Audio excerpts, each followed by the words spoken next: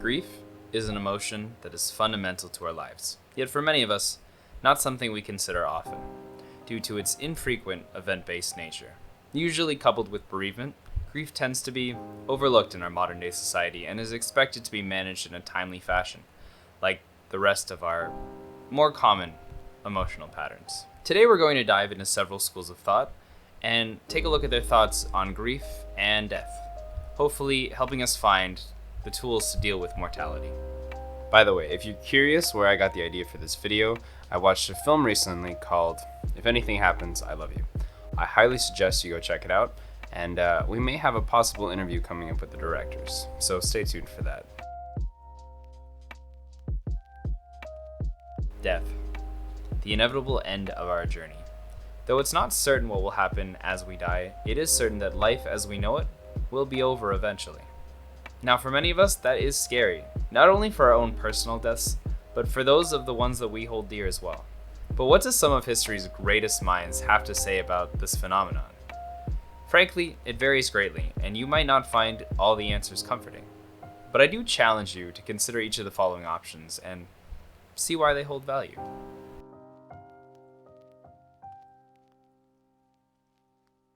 The first thing we're going to look at is Stoicism.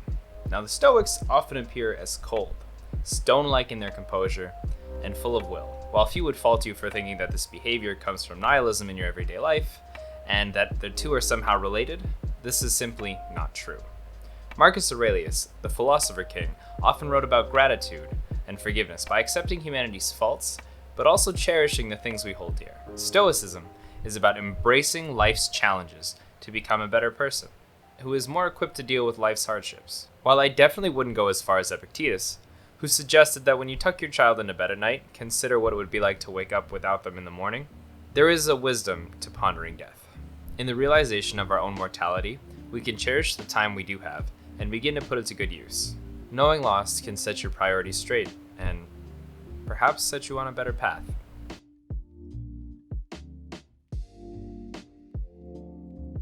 While such advice may be useful for going forwards, that doesn't really help with the immediate loss. Seneca offers the solution in remembrance, encouraging conversation and sharing of memories. After all, nothing can take away the time you've spent together, so you may as well celebrate that life.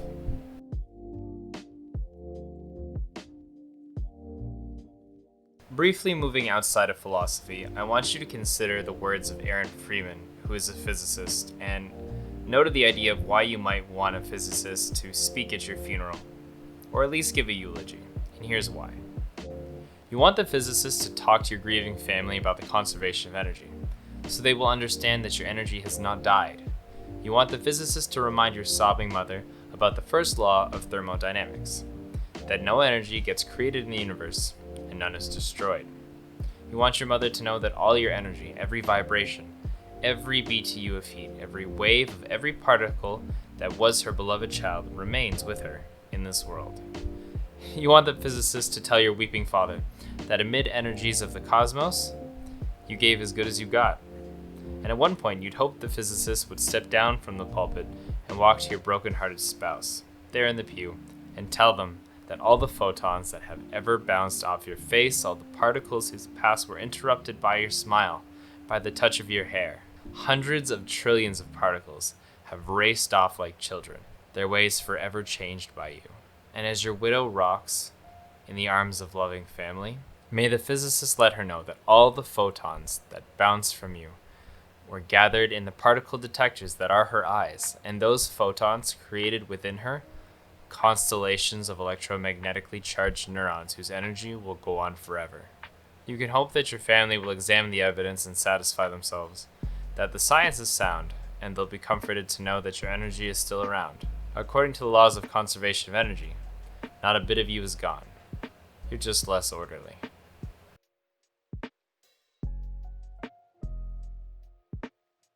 The next thoughts come from ancient Chinese philosophy. Buckle up, because I'm going to need to give you some context. From what I've researched, ancient Chinese philosophy tends to have a different idea of what the individual is. Rather than being the single human you are, the individual is a representative or collective of the things around them. People they know, the places they've lived, The lessons they've learned, they're all kind of tied together in this interconnected web. Being the individual is being part of the whole web, and that's reflected in the way that things are perceived. Master Zhongzhao, or Zhongzi, I'm probably butchering that, was an important contributor to Taoist philosophy. Taoism essentially being an indigenous Chinese religion about the universal flow of things, or the way. If you think of the aforementioned interconnected web of all things, I think it's a good kind of analogy for the way. That being that the way is kind of all things and its natural progression. The story goes that upon dealing with his wife's death, Zhongzi was found beating a drum and singing the next day. After being scolded, he responded like so. When he reflected upon the time before his wife, he considered that she was born of the cosmos. Both mind and body came from star stuff. And to that she went again. For him to scream out against that would be to deny that he knew fate. And death, like all things, is just another change in the web. And through this, he found solace.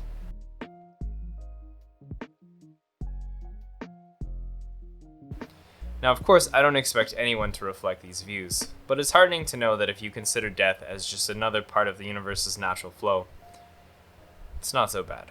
Confucius looks at the entire web idea and kind of flips it when he talks about the death of parents and the fact that they are major influences throughout your life. He says that you should take up to a 3-year mourning period, basically saying that the larger a role that a person plays in your identity, the longer you should honor and respect them.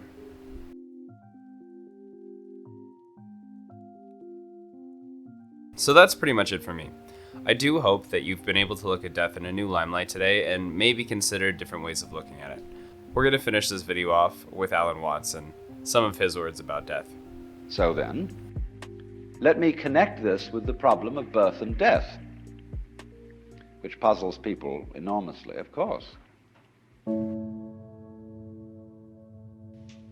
There really isn't anything radically wrong with being sick or with dying. Who said you're supposed to survive? It's one of the great wonders of life. What will it be like to go to sleep and never wake up? Think about that. Children think about it.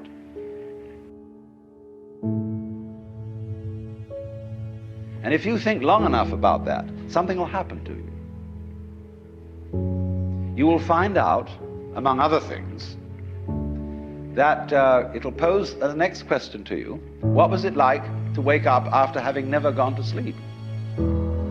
That was when you were born. When you die, you're not going to have to put up with everlasting non-existence, because that's not an experience. A lot of people are afraid that when they die, they're going to be locked up in a dark room forever. And sort of undergo that. You see, you can't have an experience of nothing. Nature abhors a vacuum. So after you're dead, the only thing that can happen is the same experience, or the same sort of experience as when you were born. It is not, therefore, natural for us to wish to prolong life indefinitely. But we live in a culture where it has been rubbed into us in every conceivable way that to die is a terrible thing. The reason we die is to give us the opportunity to understand what life's all about. By letting go. Because then we come to a situation that the ego can't deal with. When we are no longer hypnotized by that, then our natural consciousness can see clearly what all this universe is for. If any one of us could at this moment be as one about to die, genuinely and honestly, we would understand the mystery of life.